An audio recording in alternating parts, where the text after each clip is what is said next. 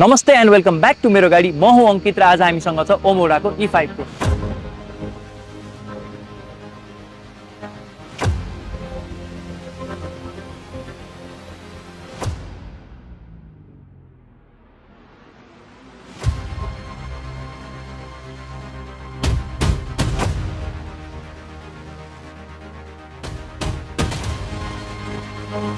यो गाडीको डिजाइन चाहिँ टक्क शार्कबाट इन्स्पायर्ड देखिन्छ के। सो यो डिजाइनलाई चाहिँ रोबो शार्क डिजाइन पनि भन्छ।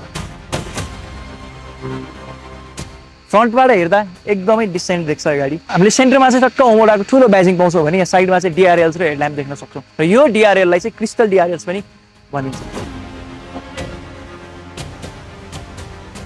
अब यसका साथसाथै यो गाडीमा चाहिँ हामीले टन्नै सेन्सर पाउँछौँ है। अघि हामीले कुरा गऱ्यौँ ADAS 19+ ADAS फिचर्स छ कि, त्यो भइसकेपछि यो अटो ब्रेकिङ्सहरू सबै कुराहरू गरिदिन्छ। सो यो चाहिँ एकदमै सेफ्टीले इन्हान्स छ कि फिचर्सहरू।